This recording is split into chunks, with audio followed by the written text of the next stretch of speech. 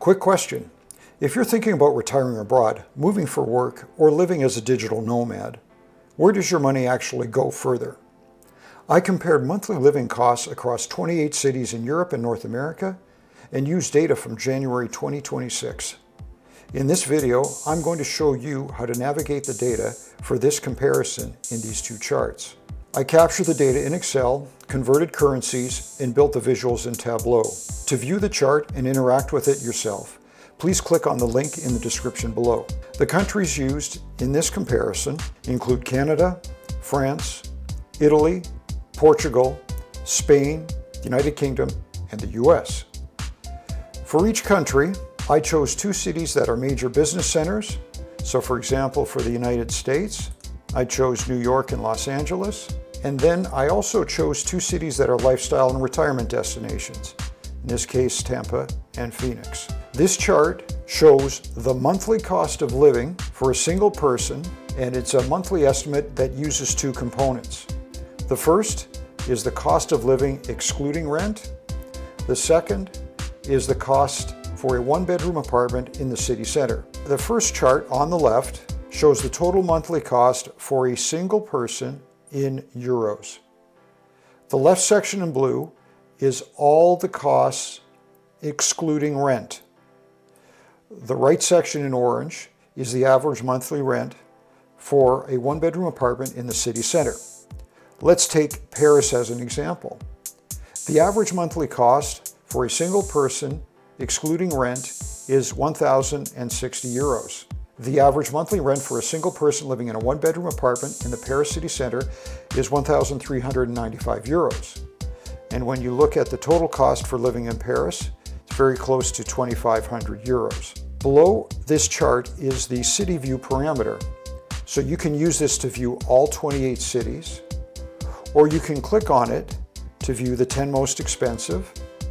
And unsurprisingly, you will see New York, London, Los Angeles rise to the top, and Toronto rounds out the top 10 of these cities. You can also click on the city view to see the bottom 10 least expensive cities, and you can see that Faro in Portugal and Palermo in Italy are on the bottom.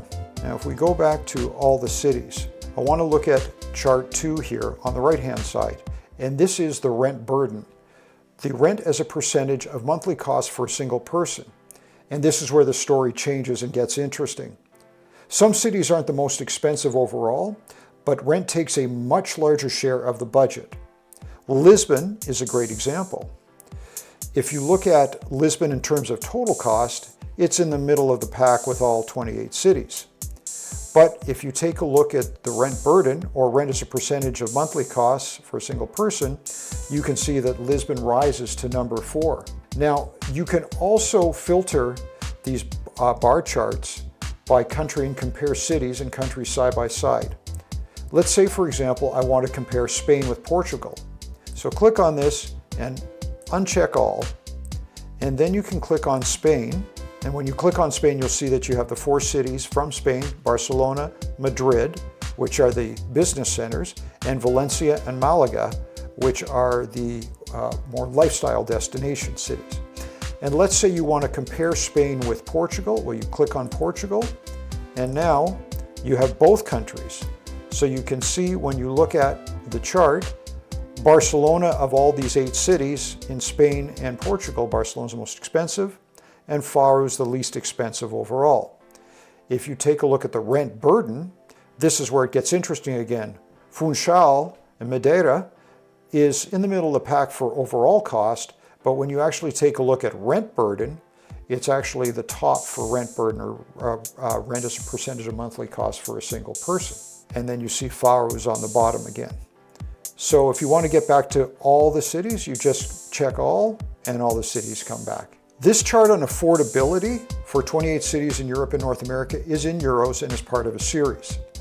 In subsequent videos, I'm going to do the same thing and publish the same analysis in Canadian dollars, US dollars, and British pounds. Later, I will lay in retiree incomes and healthcare costs to give you a more complete picture on affordability. If you want a country or a city added, please put that in the comments and I'll try and include it in the future. Please remember to like, and subscribe, as it helps this content get out to other people that are retirees, thinking of retiring, or people moving for a job. Thank you for watching.